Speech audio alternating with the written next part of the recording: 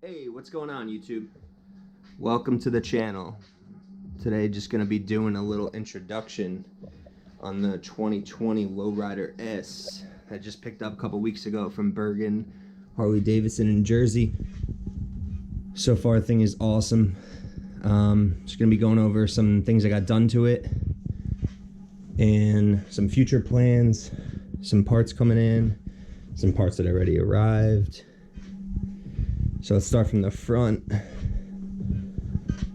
Got some Kuryakin turn signals to replace these bulbous ones from the OEM. I kind of wanted to clean it up a little bit. I mean, a lot of people replace the lenses and put LED bulbs in there, and I think they look good, but I think it would bug me that the color LED that they put in here will not match the headlight. And you know, that may not bother a lot of people, but that bothers me. So got those in, gonna be replacing those. Got some smaller mirrors that aren't as tall, so you got a little bit more room for your hand to fit in there, because I got big hands and would like a little bit more clearance in there. Then we take it down here. We got Vance & Hines 2-in-1 raw stainless up sweep pipe. Sounds sick. Get a lot of compliments on it. You typically see the TBRs. I mean, Vance & Hines is common too, but on this particular bike I haven't seen it in person yet, so definitely like this pipe. And if it gets any imperfections on it, like your boot shoe gets melted on, you can just take a little Scotch-Brite and clean it up and bring it back to new, so that's awesome. Also, that it looks kind of cool that it's bronzing and matching the wheels, so that's kind of something that, you know, that's pretty cool. Then we got the Vance & Hines Rogue V2 intake system on here. Uses a K&N filter. Love that raw look. I like to see the filter. I don't really like to see it all enclosed.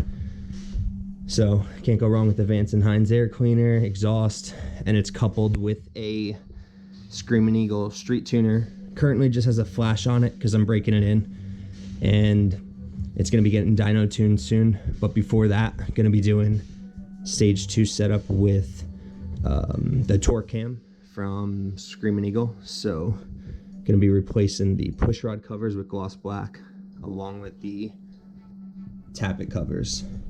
So that'll clean up the whole engine, as far as get rid of the chrome, which can't wait to do that. It's definitely high on the list.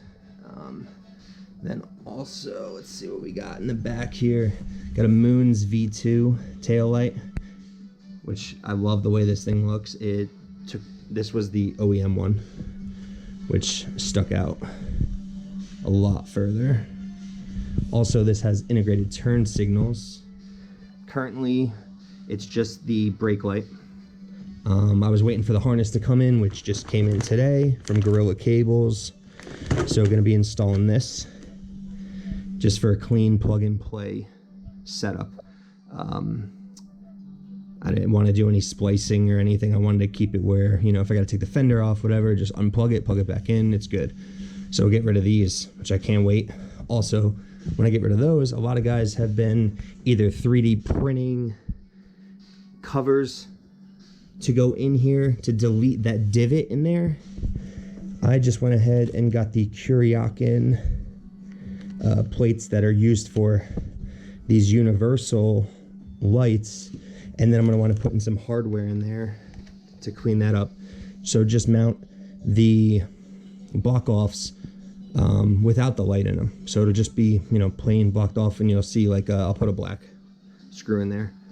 And then also going to be doing the black hardware from ARP to replace most of this factory hardware at some point. Kuryakin lay down license plate holder. Definitely cleans up the tail a little bit.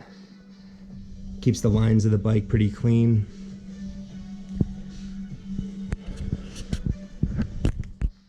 Also, I got the Progressive 465 rear shock coming in. That'll be great because it's gonna lift the rear end an inch, give you a little bit more lean angle, because you wind up scraping these factory pegs like crazy. I mean, they stick out pretty far to begin with, but it'll just give you a little bit more clearance, a little bit better feel from what I heard in the rear. And it'll actually take the 28-degree rake angle and decrease it another degree. So should handle a little bit better in the turns too, which is definitely a plus. So let's see, I think that's it. Gonna have a little thing coming for this headlight that I haven't seen done yet. So I'm pretty pumped on that. That's gonna look pretty sick, I think, with the all black bike. But for now, guys, that's it. That's my 2020 Lowrider S. If you guys want to see more content, some installs come in, please like, comment, subscribe. Any questions, drop them below. Thanks, guys. Have a good one.